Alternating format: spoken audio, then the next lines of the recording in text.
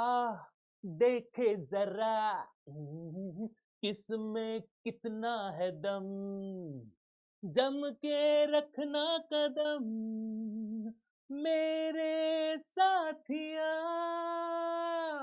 બેટા 28 તારીખે તમે સેક્શન ઈ ભણીને આજે તમે આવું જ કહેવાનો છો કે આ દેખે જરા કિતના હે દમ। હું છું તમારો ભાર્ગવ ગાયકવાડ ધ ટીચર, તમારો દોસ્ત। તો બોલો હેલો, નમસ્તે, સત શ્રી અકાલ, કેમ છો, વનકમ, કશકાય મંડલી, બરાબર છે? નમસ્તે ગુજરાત, કેમ છો ગુજરાત? હું છું ભાર્ગવ ગાયકવાડ। आ देखे जरा किसमें है कितना है दम, जम के रखना कदम। सेक्शन ई भण्या પછી તમે એવું જ કહેવાના છો ભાઈ સર 20 માર્ક તો અમારા પાક્કા છે। પાક્કા પાક્કા પાક્કા, ગેરંટી વોરંટી નહીં આપતા આપણે ડાયરેક્ટ ગેરંટી જ આપીએ છીએ, કારણ કે સેક્શન ઈ માં જે પ્રશ્નો પૂછાવાના છે એ એવા પૂછાવાના છે જે આમાંથી જ આવવાના છે। જેવું મેં તમને કીધું બેટા, આ જે પ્રશ્ન જે તમે જોશો ને પીપીટી માં એ ડાયરેક્ટ એમ જ નથી નાખ્યા ભાઈ, આપણે સમજી વિચારીને, સમજી કરીને, એકદમ સ્ટડી કરીને, રિસર્ચ કરીને નાખેલા છે। તો આજે આપણે જોઈશું સેક્શન ઈ ના 5 માર્ક્સના મહત્વના પ્રશ્નો। જો મેં કીધું પીડબ્લ્યુ ગુજરાતી તમારું સ્વાગત કરે છે અને પીડબ્લ્યુ ગુજરાતી કોમર્સ જે છે તમારા માટે કાર્યરત છે બેટા, મહેનત બહુ કરી રહ્યા છે। અમે એવું વિચાર્યું કે ભલે અમે આખા વર્ષ તમને આખા વર્ષ અમે તમને તો ના ભણાવી શક્યા, પણ છેલ્લે તો અમે તમને બ્રીફલી એક્સપ્લેન તો કરી આપીશું, તૈયારી તો કરી જ આપીશું। નાઉ વી નીડ ટુ ફર્ધર, કહાં હે મેરી પેન, ये रहे मेरी पेन, वाह क्या फोटा है। सेक्शन ई 20 मार्क्स पक्का। ચાલો પ્રશ્ન તરફ આપણે આગળ વધવાના છે। માર્કેટિંગ સંચાલનનો અર્થ આપી તેના કાર્યો જણાવો। બધાને ખબર છે ને 4P, પ્રોડક્ટ, પ્રાઇસ, પ્લેસ અને પ્રમોશન। બેટા 5 માર્કના પ્રશ્નો મોસ્ટ એમપી યાદ રાખી લેજો। પેદાશ મિશ્ર, કિંમત, વિતરણ અને અભિવૃદ્ધિ। પેદાશ મિશ્રમાં કઈ કઈ વસ્તુનો સમાવેશ થાય? રૂપ, રંગ, કદ, આકાર, વજન, ગુણવત્તા, પેકિંગ, છાપકામ, જાહેરાત, કિંમત વગેરે વગેરે। કિંમત કે જેમાં એ લોકો શાખ નીતિ, વટાવ નીતિ, વેચાણ નીતિ, જથ્થાબંધ, છૂટક વેચાણ, મધ્યસ્થનું કમિશન, કિંમત નિર્ધારણ, વીમો, વાહન વ્યવહાર, એટલે પેદાશ। ઉદાહરણ તરીકે બિસ્કિટનું રૂપ કેવું હશે, રંગ કેવો હશે, ટેસ્ટ કેવો હશે, બરાબર છે? આ બધી વસ્તુ પ્રોડક્ટમાં નક્કી થાય અને એની કિંમત કેટલી હશે એ કિંમત નક્કી થાય। હવે આ પાર્લેજી બિસ્કિટ છે, એ જે વોટેવર બિસ્કિટ છે એ ક્યાં પહોંચાડવાનું છે અને કેવી રીતે પહોંચાડવાનું છે, આ બધું કોણ નક્કી કરશે? વિતરણ નક્કી કરશે। પણ આપણું બિસ્કિટ લોકો સુધી પહોંચે, લોકો જાણે, લોકો વાકેફ થાય કે આ બિસ્કિટ બી માર્કેટમાં છે, એનું કામ કોણ કરશે? અભિવૃદ્ધિ એટલે પ્રમોશન। એટલે ઉદાહરણ તરીકે બિસ્કિટ કેવું બનશે, કેવું નહીં બને, કેવા આકારનું બનશે, કયા રૂપનું બનશે એ પેદાશ નક્કી કરશે। એની કિંમત કોણ હશે, મતલબ એની કિંમત કેટલી હશે, કિંમત નક્કી કરશે। કયા કયા એરિયા, શહેર અને રાજ્યમાં પહોંચાડવાનું છે એ વિતરણ। અને વસ્તુથી લોકો જાણકાર થાય, લોકો વાકેફ થાય કે આ બિસ્કિટ બી છે, તો એના માટે લોકો શું કરશે? તો ભાઈ એના માટે લોકો કરશે શું? તો કે ભાઈ અભિવૃદ્ધિ, પ્રમોશન કરશે, બરાબર છે? આની એક વ્યાખ્યા છે જે મને બહુ ગમે છે। આ વ્યાખ્યા આની વ્યાખ્યા તમે આવી રીતે લખી શકો છો કે કોઈ પણ વસ્તુ કે સેવા ઉત્પાદક પાસેથી ગ્રાહકો સુધી પહોંચાડવાની પ્રક્રિયા, એને બજાર પ્રક્રિયા કહેવાય। આ વ્યાખ્યા આંખો મીચીને લખી નાખજો, આંખો મીચીને, પણ જ્યારે લખજો ત્યારે આંખો ખુલ્લી રાખજો જરા। બેટા આમાં કોઈ ડાઉટ હોય તો જરા કહેજો। વિતરણની બાબત ધંધાના કદ અને વિસ્તાર સાથે સંકળાયેલી છે। જો ઉદાહરણ તરીકે તમારી વસ્તુની માંગ ઓછી હોય તો પછી એ પ્રમાણે ચેન નાની હોય। ઉદાહરણ તરીકે તમારી વસ્તુની માંગ બહુ નાની હોય તો તમારી ચેન આવી હોય, ઉત્પાદક ડાયરેક્ટ કોને વેચી દે? ગ્રાહકને જ વેચી દે। પણ થોડી વધારે હોય તો ઉત્પાદક કોને વેચે? છૂટક વેપારીને વેચે। છૂટક વેપારી કોને કહેશે? ગ્રાહકને વેચશે। અગર તમારી વસ્તુની માંગ બ્રોડલી છે તો એ જથ્થાબંધ વેપારીને વેચે, જથ્થા વેપારી છૂટક વેપારીને વેચે, છૂટક વેપારી ગ્રાહકને વેચે। અગર તમારી વસ્તુની માંગ અલગ અલગ રાજ્યોમાં છે, આખા દેશમાં છે, તો ઉત્પાદક એજન્ટને વેચશે, એજન્ટ જથ્થાબંધ વેપારીને વેચે, જથ્થા વેપારી છૂટક વેપારીને વેચે, છૂટક વેપારી ગ્રાહકને વેચે। તો બેટા આજે આપણે ભણ્યા છે ને, અગર તમારી વસ્તુની માંગ બહુ બ્રોડલી છે, અલગ અલગ જગ્યા પર છે, અલગ અલગ રાજ્યમાં છે, અલગ અલગ કન્ટ્રીમાં છે, તો આ પ્રમાણેનું ચેન થશે। સંચાલનનો અર્થ આપી તેની લાક્ષણિકતાઓ સમજાવો. સંચાલનનો મતલબ તો સમજેલા છે આપણે, અન્ય વ્યક્તિ પાસેથી કામ લેવાની કળા એટલે શું? તો કે સંચાલન.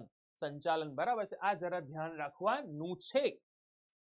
સર 5 માર્ક્સના પ્રશ્નો કેવી રીતે લખવાના છે? તો 5 માર્ક્સનો પ્રશ્ન, આ બધા પ્રશ્ન બહુ આવતા હોય છે, તો એ 5 માર્ક્સનો પ્રશ્ન કેવી રીતે લખવાના છે કે આપણા શોર્ટ વિડીયોમાં આપણે પછી નેક્સ્ટ વિડીયોમાં આપણે જોઈ લઈશું. Don't worry. સર્વવ્યાપી છે, બધે છે, હેતુને ધ્યાનમાં રાખીને કરવામાં આવે છે. જૂથ પ્રવૃત્તિ છે, જ્યાં વ્યક્તિ છે ત્યાં સંચાલન જરૂર નથી, પણ જ્યાં વ્યક્તિઓ છે ત્યાં સંચાલન જરૂર પડે છે. સતત ચાલતી પ્રવૃત્તિ છે, માનવીય પ્રવૃત્તિ છે, પેલું કહેવાય ને કે માણસ માટે માણસ દ્વારા થતી પ્રવૃત્તિ છે. પેલું કહેવાય છે નિર્ણય પ્રક્રિયા, ઓન ધી સ્પોટ નિર્ણય લેવો પડે. કોઈ નિર્ણયનું મહત્વ ક્યારે છે? જ્યારે તે સમય પર લેવાય. બરાબર, રિઝલ્ટ આવ્યા પછી તમે શું કરવું છે એનો નિર્ણય બેટા થોડા સમયમાં લઈ લેવો પડે. પછી બધી જગ્યાએ એડમિશન ફૂલ થઈ જાય પછી કે હવે નક્કી કરજો શું લેવાનું છે, બેટા એનો કોઈ મતલબ નથી. નિર્ણય પ્રક્રિયાનો મતલબ શું? સંચાલક જે અન્ય વ્યક્તિ પાસે કામ ક્યારે લેશે? જ્યારે અન્ય વ્યક્તિને ખબર હશે બે આ કામ શું આપવાનું છે. તેના માટે સંચાલકે નક્કી કરી લેવું પડશે શું કે ભાઈ મને આ લોકો પાસે કયા પ્રકારનું કેવી રીતે અને ક્યારે લેવાનું છે, કેટલા પ્રમાણમાં લેવાનું છે, એના માટેનું શું લેવું પડશે? નિર્ણય. બરાબર છે. વિજ્ઞાન કળા વ્યવસાય તો ભણી ચૂકેલો છો બેટા મારા હાથે તમે. કળા કેમ કહેવાય છે? કારણ કે લોકો પાસેથી કામ લેવી એક કળા છે. કારણ કે જીવતા માણસો પાસેથી હાલતા ચાલતા ડોલતા સાંભળતા અઘરા, સૌથી અઘરું વસ્તુ કઈ ખબર છે? જીવતા જાગતા માણસો સૌથી અઘરા. બાપા એ લોકોને હેન્ડલ કરવા બહુ જ અઘરું છે ભઈલા. બેટા આનું એક સરસ આવી તો ગોઠવજો. સહેજુસમાનીવી. સર્વવ્યાપી પ્રવૃત્તિ, હેતુલક્ષી પ્રવૃત્તિ, જૂથ પ્રવૃત્તિ, સતત ચાલતી પ્રવૃત્તિ, માનવીય પ્રવૃત્તિ, નિર્ણય પ્રક્રિયા, વિજ્ઞાન કળા અને વ્યવસાય. તો આવી રીતે મારા સાથે બોલતા રહેજો તો મોડે થઈ જાય. સર્વવ્યાપી પ્રવૃત્તિ, હેતુલક્ષી પ્રવૃત્તિ, જૂથ પ્રવૃત્તિ, સતત ચાલતી પ્રવૃત્તિ, માનવીય પ્રવૃત્તિ, નિર્ણય પ્રક્રિયા, વિજ્ઞાન કળા અને વ્યવસાય. HRM નું કામ તો બધાને ખબર પડી ગઈ હશે કે ભાઈ ધંધાકીયમાં કામ કરતા કર્મચારીનું કૌશલ્ય, જ્ઞાન, બુદ્ધિ, ગમો અણગમો એટલે ગમતું ન ગમતું, વ્યક્તિગત વિકાસ, જરૂરિયાત વગેરે તમામ બાબતોને ધ્યાનમાં લઈને કંપનીના ઉદ્દેશો સાથે સાંકળી એટલે કે જોડીને ધંધાને સફળતા અને નફાકારકતાના માર્ગે લઈ જવાની પ્રક્રિયા છે. આ સંચાલનની લાક્ષણિકતા છે. શું છે સંચાલનની લાક્ષણિકતા? હવે બધાને ખબર છે ભરતી, પસંદગી, તાલીમ, બદલી, છૂટા કરવા, આ બધું કામ એ કરે છે. સંચાલન દ્વારા કંપનીના ધ્યેય સિદ્ધ કરવામાં આવે છે. જો એક વસ્તુ કહું તમને, HR મેનેજમેન્ટ એટલે શું ખબર છે? સિમ્પલ, બહુ સિમ્પલ એક વસ્તુ સમજી લેજો. માનવ સંસાધન સંચાલન. અહીંયા માનવ એટલે કોણ? કર્મચારી. ધંધાકીયમાં કામ કરતા કર્મચારી. કંપનીમાં કામ કરતા કર્મચારીઓને શું જોઈએ છે? એને કઈ વસ્તુ હેરાન થઈ રહી છે? એને કોઈ સમસ્યા છે? કર્મચારીની ભરતી કરવી, પછી એમાંથી પસંદગી કરવી, પછી લોકોને ટ્રેનિંગનું એડજસ્ટમેન્ટ ઓર્ગેનાઇઝ કરવું, પછી લોકોને ડેવલપમેન્ટ પ્રોગ્રામ, વિકાસ કાર્યક્રમો ગોઠવવા, ભવિષ્યમાં સારું કામ કરતું પ્રમોશન અપાવડાવવું, બદલી કરવી, 68-60 વર્ષનો થાય તો છૂટા કરવા, અને છૂટા કર્યા પછી પેન્શન છે, વોટેવર નિવૃત્તિના લાભો છે, બધા કામકાજ કરવા. ટૂંકમાં જે કામ કર્મચારીને લગતા હોય અથવા કર્મચારીના ઇર્દ ગિર્દ ફરતા હોય બધા કામ HR કરતો હોય છે. એટલું યાદ રાખી લેજો. HR ઇઝ લાઈક, HR નું કામ બહુ હીડી ગયું, જીવતા માણસોને હેન્ડલ કરવા. કારણ કે HR એટલે યાદ રાખજો આ બધું કામ એ કરે છે. અને કામગીરીનું મૂલ્યાંકન કરવું. સર કામગીરીનું મૂલ્યાંકન કરવું એટલે શું? કંપનીમાં કર્મચારીઓ કેટલું કામ કરે છે, કેવી રીતે કામ કરે છે, કેટલું ફિનિશ કર્યું, આ બધું કામ એ ટેકન કરે છે. મતલબ બધું ટેકન ઓવર કરી દે છે કે હા આ બધું છે. અને કામગીરીનું મૂલ્યાંકન કર્યા પછી નક્કી કરે છે કે કોને પ્રમોશન આપવું છે, કોને પ્રમોશન નહીં આપવું. મૂલ્યાંકન એટલે તપાસવું, ચકાસવું. બરાબર છે. યોગ્ય સુવિધા પૂરી પાડી, ઉત્સાહ જુસ્સાહ વધારો કરો, ફેરબદલી દરમાં ઘટાડો. ફેરબદલી HR નું કામ એ બી છે કે કોઈ પણ કર્મચારી અહીંયા કંપનીમાં આવે ને તો લાંબા સમય સુધી ટકે, કંપની છોડીને જાય નહીં. ન્યાયપૂર્ણ ઉકેલ આવી કર્મચારીને ફેરબદલી દરમાં ઘટાડો કરો. મિલકત, કર્મચારીને એક અમૂલ્ય મિલકત ગણી ત્યાં સંચાલન કરવામાં આવે છે અને કામગીરીનું શું કરવામાં આવે છે? મૂલ્યાંકન અને યોગ્ય સ્થાન નિશ્ચિત કરવામાં આવે છે. અગર એ બેસ્ટ કામ કરે છે, અમેઝિંગ કામ કરે છે, તો એની જગ્યા હાલમાં ક્યાં છે? એને પ્રમોશન આપવા જેવું છે, તેને યોગ્ય સ્થાન આપવું એ HR નું કામ છે. બરાબર છે. અને પોઈન્ટ આવા બની શકે છે. તળ સપાટીના કાર્યો. અમુક આ પ્રશ્ન આવો પૂછાતો હોય છે કે સંચાલન 20 સપાટીઓની આકૃતિ દોરી તેના તળ સપાટી. તો 20 સપાટીની આકૃતિ સમજી ચૂકેલા છો? તળ સપાટીના કાર્યો કંઈક આવા પ્રકારના છે. સર આટલા બધા કામ લખવાના છે? ના, તમે એક્ઝામમાં કોઈ પણ 6 કાર્ય જ મોઢે કરવાના છે. કેટલા? 6. તો પહેલું આપણું હશે નિરીક્ષણ કરવું, શિસ્ત અને જુસ્સો વધે તેવા પ્રયત્ન કરવા, રોજિંદા કાર્યોનું આયોજન કરવું, બદલી બઢતી દોરોની તાલીમ વગેરે જેવા કાર્યો કરવા, કર્મચારીના વાજબી પ્રશ્નો ઉકેલ લાવવો. બરાબર છે. આ બધા કામ એ લોકોના છે. યંત્રની ગોઠવણી, સમારકામ અને જાળવણીને લગતા કાર્યો કરવા. આ 6 કાર્ય મેં બોલી ગયો છું. એ તમે તમારા નોટમાં નોટ ડાઉન કરવાના છે. હું પાછું બોલી દઉં છું.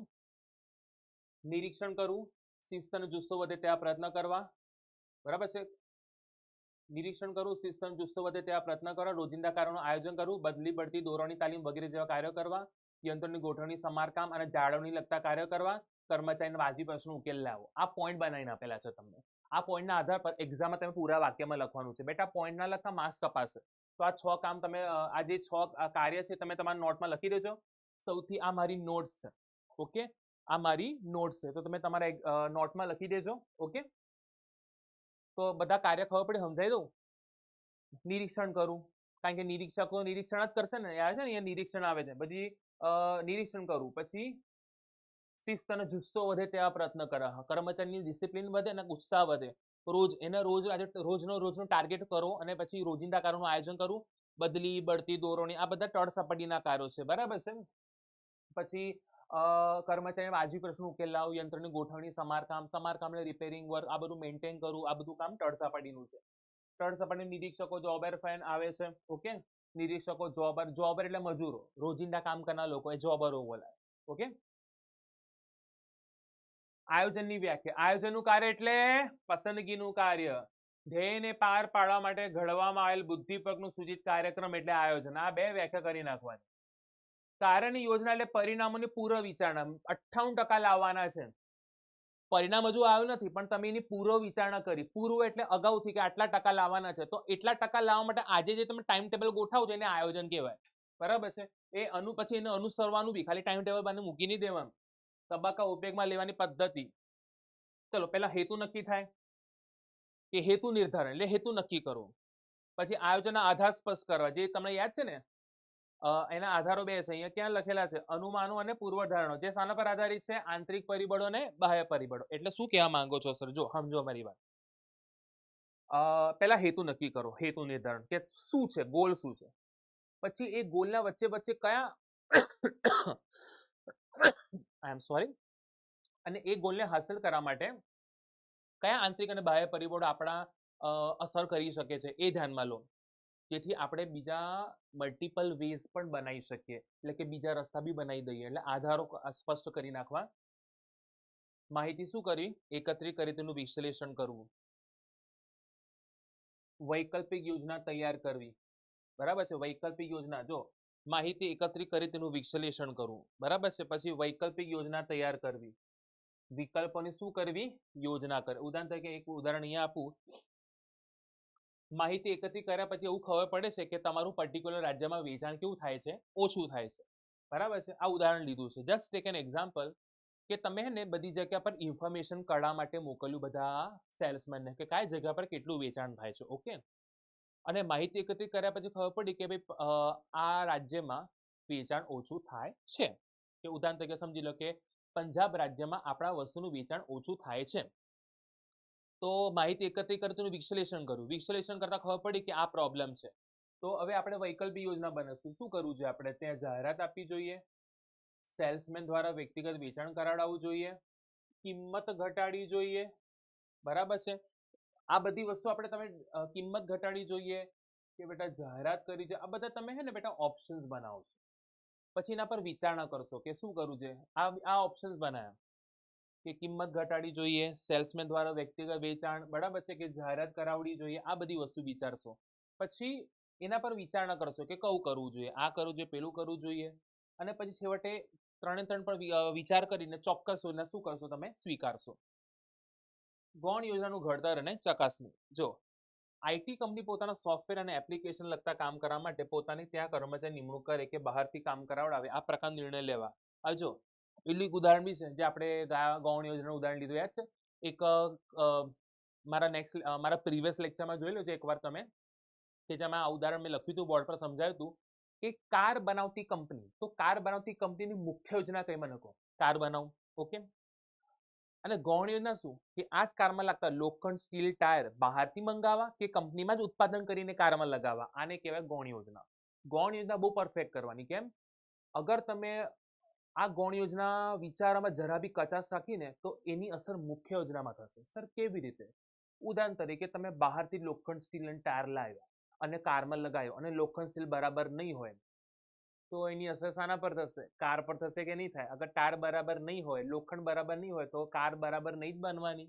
ખબર પડી કે ના પડી?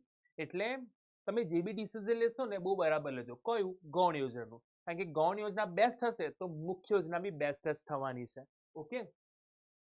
અને યોજનાનું મૂલ્યાંકન કરો કે આપણે જે બી કર્યું છે બરાબર કર્યું છે કે નહીં. નિષ્ણાતોના અભિપ્રાય લેવાના છે, જેમાં જુઓ અને આગળ વધો સિદ્ધાંત અપનાવવો પડે છે. આયોજનની મર્યાદા આપણે હમણાં ભણી ચૂકેલા છે, બરાબર. લાંબી પ્રક્રિયા છે, જડતા પ્રેરે છે. આપણે હમણાં પ્રીવિયસ લેક્ચરમાં આ બધી યોજનાઓ મર્યાદાઓ જોઈ છે, કરી લેવાની છે. આયોજન એટલે શું? તેની લાક્ષણિકતાઓ જો સર્વવ્યાપી છે. આયોજન બધે જ છે, કોઈ પણ જગ્યા પર આયોજન બાકી નથી. આયોજન બધે છે. સર્વપ્રથમ જેવું ગણપતિ બાપાનું નામ લેવાય એવું સંચાલન શરૂ કરતી વખતે આયોજનનું નામ લેવાય. સર્વપ્રથમ કાર્ય સભાન અને બૌદ્ધિક કાર્ય પરિવર્તનશીલ છે, કારણ કે આયોજનને આંતરિક અને બાહ્ય પરિબળો અસર કરે છે. એનો મતલબ એવું થયું કે તમે જે નક્કી કરશો ને એ કદાચ ભવિષ્યમાં તમે એને બરાબર એવી રીતે ના કરી શકો જે રીતે તમે વિચારેલું છે. એટલે you have to be flexible. અગર ટુ વ્હીલર પર જવાનું વિચાર્યું છે કે મૂવી જોવા માટે ટુ વ્હીલર પર જ જવાનું છે, પણ શું ખબર કે બહુ બધો વરસાદ પડશે તો તમે ક્યાંય નહીં જઈ શકો. તમે તો ફોર વ્હીલરમાં જવું પડશે, કાં તો પછી ઘરે જ નેટફ્લિક્સ જોઈને એ મૂવી જોઈ લેવી પડશે. ખબર પડી કે ના પડી? મેં એવું કહેવા માંગુ છું कि हाँ, पर प्लान रद्द नहीं कर. मूवी तो देखने का ही है, मूवी तो देखने का ही है. प्लान रद्द नहीं करने का. अपना आयोजन हमेशा कैंसिल नहीं करने का. अपना प्लान अपना आयोजन तो करना ही है. हम जो डिसाइड करते हैं वो करना ही है. पण ऐसे नहीं, पण ऐसे करेंगे, पण करेंगे. दिस इज कॉल परिवर्तनशील. पण करना तो है. बेटा आयोजन ચોકસાઈપૂર્વક કરવું જોઈએ. અગર આયોજન ચોકસાઈપૂર્વક નહીં કરો તો બેટા આયોજન ખોટું થશે. શક્ય હોય તો આયોજન પરફેક્ટ હોવું જોઈએ. એને આંતરિક અને બાહ્ય પરિબળો અસર ન કરે એવી તકેદારી રાખવી જોઈએ. પૂર્વાનુમાન અનિવાર્ય, કારણ કે તમે બધું હોવું નહીં બોલો. કયું કાર્ય કોણ કરશે, કેવી રીતે કરશે, ક્યારે કરશે, કેટલા પ્રમાણમાં કરશે, કઈ પદ્ધતિ કરશે, તો આ ભવિષ્યકાળ આવી રહ્યો છે. કોણ કરશે કે તો આ બધું શું જોવા મળે છે કે પૂર્વાનુમાન, અગાઉથી અનુમાન કરવું પડશે. આવી રીતે કરશું, એવી રીતે જશું, ટુ વ્હીલર પર જશું, મસ્ત પોપકોર્ન ખાશું, ગાર્ડનમાં જશું, રેસ્ટોરન્ટમાં જશું. આ ભવિષ્યકાળ છે. તો આ બધું થશે કેવી રીતે થશે? કંપનીનું બી પોતાનું કંઈક આયોજન હોય, તેમાં પૂર્વાનુમાન અનિવાર્ય છે. વિકલ્પોની યાદી, ભવિષ્ય સાથે સંબંધ, ભવિષ્ય સાથે સંબંધ છે ને આયોજન, કારણ કે ભવિષ્ય માટે જ કરીએ છીએ, ભવિષ્યના હેતુને પાર પાડવા માટે. અને ધ્યેયને લક્ષી, ધ્યેયને અનુલક્ષીને કરવામાં આવતી પ્રવૃત્તિ છે. આયોજન ટાઈમપાસ માટે થતી પ્રવૃત્તિ છે કે ચલો ભાઈ બેઠે બેઠે क्या करे, करना है उस काम शुरू करो, आयोजन लेके प्रभु का नाम. नहीं रे भाई, आयोजन ધ્યેયને અનુલક્ષીને ધ્યેયલક્ષી પ્રવૃત્તિ છે. નિર્ણય પ્રક્રિયા જરૂરી છે. ચલો પસંદગીની પ્રક્રિયા સમજાવો. પસંદગીનો અર્થ, પસંદગી એટલે આવેલી અરજીની ચકાસણી કરી યોગ્ય ઉમેદવારની નિમણૂક કરી. I hope you know that what is a પસંદગી. બરાબર છે. તો આવકાર, જો આઈએ આપકા ઇંતજાર થા, બરાબર છે. આવકાર અને પ્રાથમિક મુલાકાત. આવકાર અને શું ભાઈ? પ્રાથમિક મુલાકાત. જો ભરતી થઈ ગઈ. ભરતીનો મતલબ શું થાય? ભરતી એટલે અરજી કરવા માટે શું કર્યું? એ લોકોને પ્રોત્સાહિત કરવું. શું કરવું? આપણને પ્રોત્સાહિત. ભરતીનો અર્થ તો બધાને ખબર હોવી જોઈએ. ભરતી એટલે શું? તો કે ભાઈ આગળ આપણે ભરતીનો અર્થ બી જોઈશું. ભરતી એટલે શું કે ભાઈ કર્મચારીને શોધવાની અને તેમને નોકરી માટે અરજી કરવા પ્રોત્સાહિત કરવાની. કર્મચારીને શોધવાની અને તેમને નોકરી માટે અરજી કરવા પ્રોત્સાહિત કરવાની પ્રક્રિયા છે. જો એક વસ્તુ કહી દો તમને, પસંદગીની પ્રક્રિયા 5 માર્કમાં પૂછાય છે તો એના સ્ટેપ્સ તમે આગળ પાછળ નહીં કરી દો. Sequence must be maintain. અગર સિક્વન્સ આજુબાજુ જઈ રહ્યા છે તો you have to be maintain. અને પછી આમાં એવું નહીં કે તમે 5 મુદ્દા લખો કે 10 મુદ્દા લખો. તમે એવું બધું નહીં કરી શકતા. બરાબર છે. આવકાર અને પ્રાથમિક મુલાકાત. હવે જ્યારે પણ આવકાર્ય તો આવકાર, આઈએ આપકા ઇંતજાર થા, બરાબર છે. પ્રાથમિક મુલાકાત, આવકારમાં શું થાય કે આપણે વેલકમિંગ કરીશું. કોનું? તો કે પેલા ઉમેદવારનું. કર્મચારી નહીં બોલે, હજુ કર્મચારી બન્યો નથી, તેને ઉમેદવાર કહીશું. બરાબર. આપકા ઇંતજાર થા, એવું કંપની વાળા કહેશે. પછી કંપની વાળા શું કરશે, એનું બધું ઉંમર, જ્ઞાન, અનુભવ બધું ચેક કરશે, જેથી અયોગ્ય ઉમેદવારને આપણે અટકાવી શકીએ. પછી એને અરજી પત્રક સ્વીકારશે, ચકાસણી કરશે કે બરાબર ભર્યું છે, જે કીધું છે ખરેખર છે બધું. પછીની કસોટી લેશે, બુદ્ધિ કસોટી, અભિરુચિ કસોટી, ધંધાકીય કસોટી, મનોવૈજ્ઞાનિક કસોટી. રૂબરૂ મુલાકાતમાં એનું બધું, એનું પરફોર્મન્સ ચેક કરશે, એની પર્સનાલિટી ચેક કરશે, એનો એટીટ્યુડ ચેક કરશે, એની ધીરજતા ચેક કરશે, એના જવાબ ચેક કરશે, how he perform, how he is actually. બરાબર છે. ભૂતકાળના કારકિર્દીની, ભવિષ્યમાં એ કેવો હતો, અગર કોઈ કંપનીમાં કામ કરતો હતો એનું પરફોર્મન્સ કેવું હતું, તો એને જે અરજી પત્રકમાં લખ્યું છે કે આ કંપનીમાં 2 વર્ષ કામ કરી શકું છું, 5 વર્ષ કામ કરી ચૂકેલો છું, તે કંપનીમાં ફોન કરીને પૂછવામાં આવશે, ભાઈ કેવો હતો, હારો હતો કે નતો હારો. તો ભૂતકાળનું કારકિર્દી એટલે ખબર છે ને બેટા, કરિયર બોલાય. એના ભૂતકાળનું કરિયર એટલે કે હારું બનો હંમેશા, લોકો હારું કે. એમ તો લોકો આપણે કઈ બી કહીએ, હારું તો બોલતા જ નહીં, સાચી વસ્તુ છે બી. પ્રાથમિક પસંદગી, પછી લિસ્ટ બનાવવામાં આવે બધા પસંદીદાઓ. તબીબી તપાસ, મેડિકલ ટેસ્ટ, કે તમે શારીરિક અને માનસિક રીતે સ્વસ્થ છો કે નહીં. 8 કલાકના જોબમાં પછી તમે કરવા લાગો તો ના ચાલે ભાઈ. એ લોકો કહેવા માંગે છે ભાઈ 8 કલાકની જોબ છે કે 9 કલાકની જોબ છે, તો એમાં તમે બરાબર કામ કરી શકો છો નહીં. You are physically mentally fit or not, they have to check. નિમણૂક પત્ર એટલે અપોઇન્ટમેન્ટ લેટર આપે, કોલ લેટર આપે, ઓફર લેટર જેને કહીએ છીએ. અને પછી એકમ પરિચયને કારણે સોંપણી, પછી તમે આખા કંપનીનો પરિચય કરવા માંગે, આ ભાઈ આ તમારા કલીગ્સ છે, આ તમારો ઓફિસ છે, ઉપરી અધિકારી છે, બરાબર છે, આ તમારા અંડર કામ કરતા તાબેદારો છે, આ તમારું ઓફિસ છે, આ તમારી કેન્ટીન છે, આમ છે તેમ છે. ચલો પછી શું છે ભાઈ આગળ શું કે છે, કા બોલતે હે દેખો તો. કર્મચારી વ્યવસ્થાનો અર્થ આપીને લક્ષણો. કર્મચારી વ્યવસ્થા કર્મચારીની ભરતી, પસંદગી, તાલીમ, બદલી, બઢતી, નિવૃત્તિ પછીના કારણનો સમાવેશ થાય છે. બરાબર છે. આ વ્યાખ્યા યાદ રાખી લેવાની છે. કર્મચારી વ્યવસ્થા is one type of HR. એક પ્રશ્ન જોયો હતો. શું પ્રશ્ન જોયો યાદ છે બધાને? એક પ્રશ્ન જોયો હતો, યાદ કરો કે કર્મચારી વ્યવસ્થા એટલે શું. વર્તમાન સમયમાં કર્મચારી વ્યવસ્થા વિભાગને કયા નામ ઓળખવામાં આવે છે? માનવ સંસાધન વિભાગ. એટલે એચઆર નું કામ એ કર્મચારી વ્યવસ્થા જેવું છે, અને કર્મચારી વ્યવસ્થા એટલે એચઆર જ છે. એટલે સંચાલનનું અગત્યનું કાર્ય છે, ચાલતું જ રહે છે. માનવ સંબંધ નિસ્બત એટલે કે ગાઢ સંબંધ છે. કેવો સંબંધ છે? ગાઢ સંબંધ છે. એ છે તો એ છે, કારણ કે માનવ સંબંધો પેલું કહેવાય કે માનવ સંબંધો સાથે નિસ્બત એકદમ જોડાયેલો છે, ગાઢ સંબંધ છે. પેલું કહેવાય ને કે માણસો સાથે કામ લો તો લાગણી અને સ્વમાં છે એના અંદર. એ કોઈ મશીન નથી કે એ કામ કર્યા જ કરશે, બરાબર છે. એ કોઈ મશીન નથી કે તમે ચાલુ કરો અને પેલું કામ કરતો રહેશે. It is not that, it is not like that. એટલે એ વસ્તુ ખાસ તમે જોવાની છે. હી ઇઝ નોટ મશીન, બરાબર છે. ચલો, માણસ છે તો કામ ચાલતું રહેશે, બાકી નહીં થાય. એટલે પ્રવૃત્તિ હંમેશા ચાલુ રહે, ગતિશીલ, એક્ટિવ, અન્ય કાર્યો સાથે સંબંધ. કેમ? આયોજન કોણ કરી રહ્યું છે? વ્યવસ્થાપન કોણ કરી રહ્યું છે? દોરણી કોણ કરી રહ્યું છે? કોના માટે કરી રહ્યું છે? અંકુશ કોણ કરી રહ્યું છે? કોના માટે કરી રહ્યો છે? માણસ, કર્મચારી. એટલે અન્ય કાર્યો સાથે બી સંબંધ છે. આયોજન, વ્યવસ્થા તંત્ર, દોરણી, અંકુશ, વિસ્તૃત પ્રવૃત્તિ છે. હા, કારણ કે મેળવવા, કેળવવા અને જાળવવા સાથે સંબંધ છે. અને મૂડી ખર્ચ રોકાણ. બોલો શું છે મૂડી ખર્ચ રોકાણ? યાદ કરો શું છે મૂડી ખર્ચ રોકાણ? તાલીમ પાછળ થતો ખર્ચો. ભાઈ તાલીમ પાછળ થતો ખર્ચો એ ખર્ચો નથી, પણ ઇન્વેસ્ટમેન્ટ છે. શું છે? ઇન્વેસ્ટમેન્ટ છે. ભરતીના આંતરિક અને બાહ્ય પ્રાપ્તિ સ્થાનો. આ મોસ્ટ આઈએમપી પ્રશ્ન, most this is the most IMP question you have two done. આંતરિક અને બાહ્ય પ્રાપ્તિ સ્થાનો. સર શું છે આ? તો બધાને ધ્યાન મારા તરફ આપજો, બહુ જ વિચારીને. આંતરિક પ્રાપ્તિ સ્થાન, બાહ્ય પ્રાપ્તિ સ્થાન એટલે શું? તો હું તમને એક વસ્તુ સમજાવું, જો ધ્યાન આપો અહીંયા. આંતરિક પ્રાપ્તિ સ્થાન, ફટાફટ અહીંયા ધ્યાન આપજો. આંતરિક અને બાહ્ય પ્રાપ્તિ સ્થાન. પહેલા તો બધાને ખબર પડી છે કે ભરતી શા માટે કરવામાં આવે. ભરતી જ્યારે જગ્યા ખાલી પડે. જગ્યા ક્યારે ખાલી પડે? જ્યારે ચલો નવું એકમ સ્થપાય, જ્યારે નવી કંપની આવે, અથવા ચાલુ એકમનો વિકાસ થાય, અથવા કોઈ કર્મચારી રાજીનામું આપી દે, અથવા નિવૃત્ત થયા, તો કોઈ કર્મચારી મરી જાય. આવા કેસમાં જગ્યા ખાલી થાય. હવે કંપની પાસે બે ઓપ્શન હોય, કાં તો આંતરિક કાં તો બાહ્ય. સર એટલે શું? આંતરિક પ્રાપ્તિ સ્થાનો એટલે એવા પ્રાપ્તિ સ્થાનો કે જેમાં કંપની કશે બહાર નહીં જાય. કંપની અંદર સેટિંગ કરીને જે ખાલી પડેલી જગ્યા છે ને એ ભરી દેશે. કોની? કર્મચારીની. અગેન ભરતી એટલે શું? ભરવું. શું? ખાલી પડેલા કર્મચારી જગ્યાને ભરવું. એટલા માટે તેને ભરતી બોલાય છે. શું બોલાય છે એને? ભરતી. ભરતી પાછું યાદ રાખજો, ભરતી એટલે શું? આ પ્રશ્ન મોસ્ટ ટાઈમ છે, બિલકુલ બી મિસ ન થવો જોઈએ. જ્યારે જગ્યા ખાલી પડે છે તો કંપની પાસે બે ઓપ્શન હોય છે. આંતરિક પ્રાપ્તિ સ્થાનો અને બાહ્ય પ્રાપ્તિ સ્થાનો. આંતરિક પ્રાપ્તિ સ્થાનો એટલે શું કે જેમાં કર્મચારી કશે બહાર ના જતા કંપની અંદરો અંદર કંઈક સેટિંગ કરીને જગ્યા ભરી દેશે. અને બાહ્ય પ્રાપ્તિ સ્થાનોમાં કંપની બહાર જશે અને બહાર જઈને શોધશે કર્મચારીને. એ કેવી રીતે? તો નાઉ વી મૂવ ટુ ફર્ધર. બઢતી આપીને.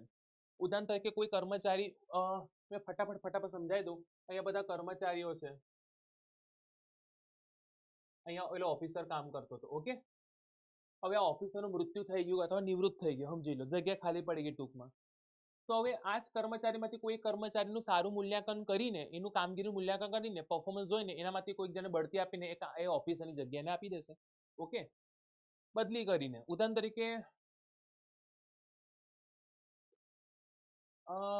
એક વિભાગ છે અને બીજો વિભાગ છે.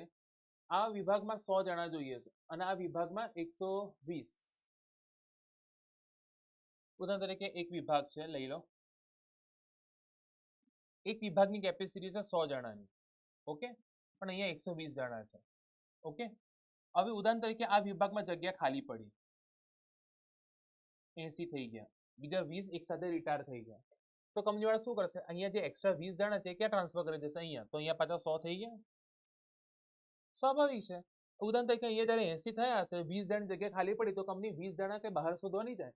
જે જગ્યા પર એક્સ્ટ્રા લોકો છે, એક્સ્ટ્રા લોકોને અહીંયા ટ્રાન્સફર કરી દેશે. એટલે અહીંયા 100 થઈ ગયા. ચલો આગળ જુઓ. પછી કર્મચારી મિત્રો કે સગા સંબંધ, મતલબ કંપનીના કોઈ સારા કર્મચારીના ફ્રેન્ડ્સ છે કે એ લોકોને રિલેટિવ્સ છે, એ લોકોને ઓફર કરશે. તમારો કોઈ મિત્ર હોય, સગા સંબંધીઓ, તો કહેજો, આપણે કંપનીમાં અગર સારા હશે તો એને જોબ આપી દઈશું. અગર છૂટા કરેલા કર્મચારીને પરત બોલાવીને, ભૂતકાળમાં મંદીના કારણે અથવા કોઈ કારણસર લોકોને છૂટા કર્યા હતા, તો લોકોને પાછા બોલાવી લે કે ચલો ભાઈ આવી જાઓ પાછા, બઢતી સાથે બદલી કરીને. આ મતલબ મારી પાસે બહુ મસ્ત સ્ટોરી છે. શું? તો સ્ટોરી એવી છે, ઉદાહરણ તરીકે કોઈ કર્મચારી છે જે, એક એક્ઝામ્પલ લઈએ આપણે, એ અમદાવાદ રહે છે, બરાબર છે, પણ એ કામ કરવા માટે ક્યાં આવે છે? વડોદરા. એનું ઘર ક્યાં છે? અમદાવાદ, પણ કંપની ક્યાં છે એની? વડોદરા. બરાબર છે. એ અહીંયા કયા હેસિયતથી કામ કરે છે? તો કે કર્મચારીના પોસ્ટ પર કામ કરે છે. ઓકે, હવે કંપનીની એક બ્રાન્ચ, આ કંપનીની પહેલી બ્રાન્ચ, આ કંપનીની બીજી બ્રાન્ચ. ઓકે, હવે ખરેખર એનું ઘર ક્યાં છે? તો કે અમદાવાદ, પણ એને અપડાઉન ક્યાં કરવું પડે છે? વડોદરા. તો કંપની કીધું ભાઈ પ્લીઝ મને ટ્રાન્સફર કરી આપો ને અમદાવાદ, મારું ઘર ત્યાં છે અને તમારી કંપની બી ત્યાં છે, તો મને ખોટું અપડાઉન ના કરવું પડે અમદાવાદથી વડોદરા, વડોદરાથી અમદાવાદ. તો પ્લીઝ આવું કંઈક કરો ને, કંઈક સેટિંગ. કંપનીવાળા કહે છે અમે અમદાવાદમાં ભલે કંપની ધારે છે પણ હમણાં જગ્યા ખાલી નથી, ભવિષ્યમાં કહીએ ચલો કહીશું. હવે ભવિષ્યમાં અમદાવાદની શાખામાં અધિકારીની જગ્યા ખાલી પડી ગઈ, બરાબર છે. હવે કંપનીવાળા કહે છે ભાઈ અધિકારીની જગ્યા ખાલી પડી ગઈ, શું કરીએ? તો પછી કંપનીવાળાને પેલી વાત યાદ આવે પેલા કર્મચારીની. તો કંપનીવાળા કે પણ પેલો તો કર્મચારી છે અને જગ્યા તો અધિકારીની ખાલી પડી છે. તો પેલા લોકો કે કર્મચારી કેવું કામ કરે? સારું કામ કરે? તો કે હા સારું કામ કરે છે. તો એક કામ કરો, એને ત્યાં અમદાવાદમાં ટ્રાન્સફર બી કરી દો અને બઢતી બી આપી દો. તો કંપનીવાળા એને બદલી તો કરશે, પાછી બઢતી બી આપી દેશે. બરાબર છે. પ્રતીક્ષા યાદીનો મતલબ તો સમજાયેલો છે બધાને કે નહીં સમજાયો? કંપની ભૂતકાળમાં હે ને, કંપની શું કર્યું તું? ભૂતકાળમાં હે ને એડવર્ટાઇઝમેન્ટ કરી. શું કરી હતી? એડવર્ટાઇઝમેન્ટ. 100 કર્મચારીની જરૂર હતી, બરાબર છે. 1000 અરજી આવી હતી. કેટલી અરજી આવી હતી? 1000 અરજી. એમાંથી કંપની કેટલા સિલેક્ટ કર્યા હતા? 300 સિલેક્ટ કર્યા હતા, બરાબર છે. તો બીજા એમાંથી 100 જણ લઈ લીધા, બીજા 200 ક્યાં ગયા? વેઇટિંગ લિસ્ટમાં. હવે જ્યારે આટલા વેઇટિંગ લિસ્ટમાં જ હશે. આ બધું આ ડિટેલમાં સમજાઈ ચૂકેલું છે પ્રીવિયસ લેક્ચરમાં. હવે કંપનીમાં ભવિષ્યમાં જ્યારે જરૂર પડશે તો કંપની સ્પેશિયલ કોઈ ભરતી નહીં કરે, આ લોકોને જે વેઇટિંગમાં રાખેલા છે આ લોકોને પાછા બોલાવી લેશે. હવે તમે વસ્તુ જોઈ, આંતરિક પ્રાપ્તિ સ્થાનોમાં કંપની કશે બહાર ન ગઈ, અંદર અંદર સેટિંગ કરી નાખ્યું. મતલબ કોઈને બઢતી આપી દીધી, કોઈની બદલી કરી દીધી, કર્મચારીને મિત્રો કે સગા સંબંધોને ચાન્સ આપી દીધો, પ્રતીક્ષા બોલાવી લીધા, બરાબર છે. હવે આ જાહેરાત કરશે એ તો બધાને ખબર જ છે. રોજગારી વિનિમય કચેરી એક સંસ્થા છે કે જે બધા કર્મચારીનું લિસ્ટ રાખે છે કે કેટલું ભણેલા છે, કેટલા વર્ષનો અનુભવ છે, અને જ્યારે કોઈ કંપનીને જરૂર હોય તો આ બધું લિસ્ટ એ સંસ્થા જે છે એ કંપનીને મોકલી આપે છે. એટલે કંપની, ઉદાહરણ તરીકે કોઈ કંપની છે કે જેને કર્મચારીઓ અથવા કામદારોની જરૂર છે, તો રોજગારી વિનિમય કચેરીને કોન્ટેક્ટ કરે છે. રોજગારી વિનિમય કચેરી બધા કામ શોધતા કર્મચારીને બધું ડેટા રાખે છે. બરાબર છે. આ ડેટા પછી કંપનીઓને આપે છે અને કંપની પછી એ કર્મચારીને કામ કરવા માટે ઓફર માટે બોલાવે છે. કેમ્પસ પ્લેસમેન્ટ તો બધાને ખબર જ છે. કેમ્પસ પ્લેસમેન્ટ તો ખબર છે કે તમે જે યુનિવર્સિટીમાં ભણતા હોય એના લાસ્ટ યરમાં તમને કંપની વાળા તમને પ્લેસમેન્ટ આપે છે, એટલે કે જોબ આપે છે. એટલે તમારા હાથમાં ડિગ્રી આવતા પહેલા તમારા હાથમાં નોકરી હોય. મજૂર સંઘોનું પોતાનું એક એસોસિએશન હોય કે જેમાં જે તે મજૂરોને 1 દિવસ માટે 2 દિવસ માટે જરૂર હોય તો બોલાવવામાં આવે અને પછી કામ પૂરું થતા પાછા મોકલવામાં આવે. ઠેકેદાર કોન્ટ્રાક્ટર દ્વારા બી અને ગેટ પર બધી વોક ઇન કે જેમાં જણાવવામાં આવે કે આજે આટલા લોકોની જરૂર છે, બરાબર, દ્વાર પર ભરતી બોલે ને. અને આધુનિક પદ્ધતિમાં તમને બધા ઉદાહરણ ખબર છે કે આજે પેલું Naukri.com બી બહુ બધું વિકસ્યું છે. Naukri.com છે, monster.com છે, Indeed છે. આ બધી વેબસાઇટો છે કે જેમાં ભવિષ્યમાં તમે જ્યારે ડિગ્રી લઈને બહાર નીકળો તો આ બધી વેબસાઇટ પર તમે તમારું ઓનલાઈન જોબ અપ્લાય કરી શકો છો. કંપની જોઈને તમને ફોન કરી શકે છે. કર્મચારી વ્યવસ્થાનું મહત્વ. ચાલક બળ છે, જેવું કે બાઇકનું ચાલક બળ પેટ્રોલ, એવી રીતે કંપનીનું ચાલક બળ કર્મચારી. પ્રવૃત્તિઓ ગતિશીલ છે, સંચાર અન્ય કારણ માટે જરૂરી, એકમના હાથ પગ છે, ભણ્યા છો, કર્મચારીમાં સંતોષ એ કંપનીનું જ બેનિફિટ છે. કર્મચારીમાં સંતોષ નહીં હોય તો કંપની ચાલે નહીં. સંબંધોમાં સંવાદિતા, સતત ચાલતી પ્રક્રિયા એકમની પ્રતિષ્ઠામાં વધારો કરે છે. દોરણીનો અર્થ આપી. દોરણીનો અર્થ આપણે ઘણીવાર જોયો છે, બરાબર. હેતુલક્ષી પ્રવૃત્તિ, સંચાલન બધી સપાટી થતું કાર્ય, સતત ચાલતી પ્રક્રિયા, કાર્ય પર દેખરેખ, વિશાળ કાર્યક્ષેત્ર, માહિતી સંચાર, પ્રોત્સાહન, નિમ્નગામી પ્રવૃત્તિ, સંચાલકીય કાર્ય. આવો કંઈક અર્થ છે. ધ્યેયલક્ષી પ્રવૃત્તિ, સંચાલન બધી સપાટી થતું કાર્ય, સતત ચાલતી પ્રક્રિયા, કાર્યો પર દેખરેખ, વિશાળ કાર્યક્ષેત્ર, માહિતી સંચાર, પ્રોત્સાહન, નિમ્નગામી પ્રવૃત્તિ, સંચાલકીય કાર્ય. શિક્ષક જેવું કાર્ય બી છે, એડ કરવું તો કરી શકો છો, બરાબર છે. 9 કાર્ય છે ટોટલ એના. પ્રોત્સાહન, નિમ્નગામી પ્રવૃત્તિ. નિમ્ન એટલે તળ સપાટી વધારે થતું જોવા મળે છે અને પ્રોત્સાહન માહિતી સંચાર વિશાળ કાર્યક્ષેત્ર છે. કાર્યો પર જો ધોરણની મતલબ એવું છે કે ફક્ત માર્ગદર્શન આપવાનું નથી, માર્ગદર્શન આપ્યા પછી એને સૂચના આપવું, એને કામગીરી વાક્ય કરવા, તેના પર દેખરેખ રાખવી, તેનો કાર્યજોશો ટકાવી રાખવો. ટૂંકમાં એનું કાર્યક્ષેત્ર બહુ મોટું છે, વિશાળ છે, ફક્ત માર્ગદર્શન આપવા પૂરતું નથી. પેલા ખબર છે પેલું કઢાઈ લેવી, નિરીક્ષણ રાખવું, અભિપ્રેરણ, નેતૃત્વ, માહિતી સંચાર અને શું બનીને તૈયાર થઈ જશે? દોરવણી.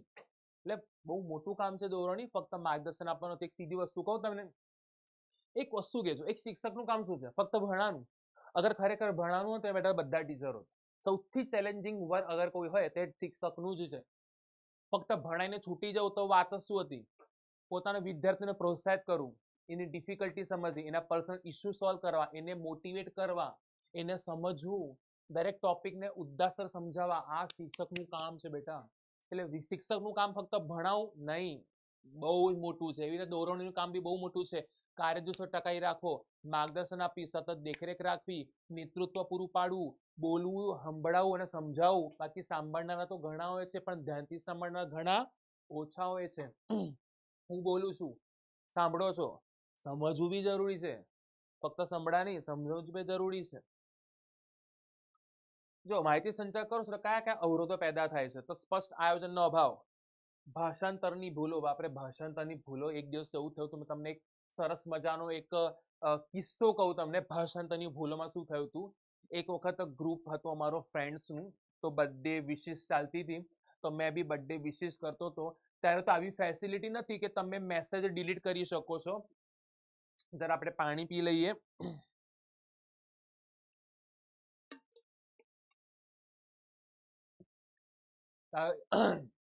તો થયું એવું કે મેં બી બર્થડે વિશ કરતો હતો. હમણાં તો સારું છે કે આપણે કોઈ પણ મેસેજ કરે તો ડિલીટ કરી શકીએ છીએ. મારું સારું ત્યારે હતું નહીં, તો મેં મેસેજ નાખતો હતો કે many many happy returns of the day, happy birthday. તમને બધાને ખબર છે કે વોટ્સઅપ પર જ્યારે આપણે ટાઈપ કરતા હોય તો ઉપર આપણે 3-4 ઓપ્શન આવી જાય કે તમે શું ટાઈપ કરવા માંગો છો.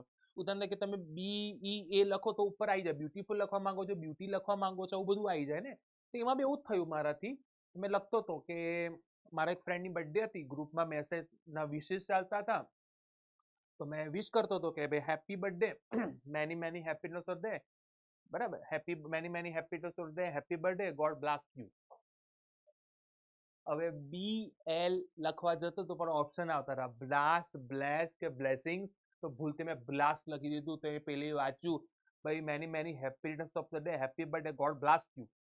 એટલે સામેવાળો અમુક વાર આપણે મિસઅન્ડરસ્ટેન્ડિંગ, ઠીક છે આ તો એક મજાક હતું, પણ અમુક વાર આપણે જે લખતા હોય ને એ જો થોડું બી રોંગ થઈ જાય ને તો સામેવાળો એનો બીજો મતલબ કાઢી શકે છે, ખોટું લાગી શકે છે, સમજણ ના પડી શકે, બરાબર છે.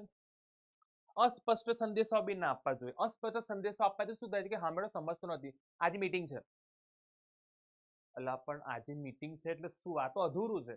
શું આજે 2 વાગે મીટિંગ છે, કોન્ફરન્સ રૂમમાં મીટિંગ છે, આ હેતુથી મીટિંગ છે, એટલે હેતુ આવી ગયો, સમય આવી ગયો, સ્થળ આવી ગયું, આને સ્પષ્ટ સંદેશો કહેવાય.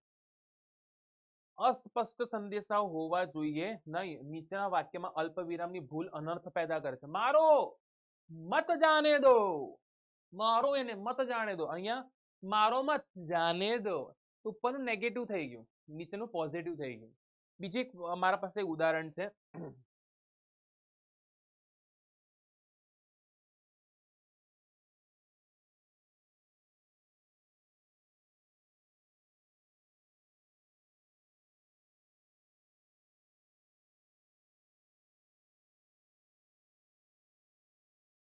બેટા વાંચો તો, આ શું છે? આ અહીં થૂકવું, નહીં થૂકનારને સજા.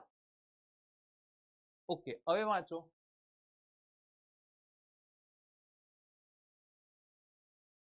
અહીં થૂકવું નહીં, થૂકનારને સજા. એક ફૂલ સ્ટોપ આગળ જતો રહેશે તો અર્થનો અનર્થ થઈ જાય છે. હવે ફૂલ સ્ટોપ જો અહીંયા આવી જાય તો પેલો બિચારો થૂકીને જશે, પેલો કે નહીં થૂકું તો સજા મળશે. તો વિચાર કરો, અહીંયા અર્થનો શું નીકળી જાય છે? અનર્થ. બરાબર છે, તો આ વસ્તુ અહીંયા આપણે જોવાની છે. અસ્પષ્ટ અનુમાનો ના હોવા જોઈએ, યોગ્ય સમયનો અભાવ, માહિતીનું અતિભારણ. અમુક વાર આપણે જોઈએ છે કે વોટ્સએપ પર એટલા બધા મેસેજ આવે છે કે આપણે એને ઇગ્નોર જ કરીએ છીએ, બીકોઝ આપણે એને વાંચવાને પ્રાધાન્ય નહીં આપતા. એટલે બહુ મોટા લાંબા લાંબા મેસેજ ના હોવા જોઈએ, જે કટલું પેલું કહેવાય છે ને, અહીંયા પેલું સિદ્ધ ના આવવું જોઈએ. શોર્ટ અને સ્વીટ, જે કહેવા માંગો છો શોર્ટ કહો અને બહુ મસ્ત કહો, તેથી સામેવાળો સમજી બી છે, સારું બી લાગે. એટલે માહિતીનું અતિભારણ ન હોવું જોઈએ. સંદેશા પ્રત્યે દુર્લક્ષ.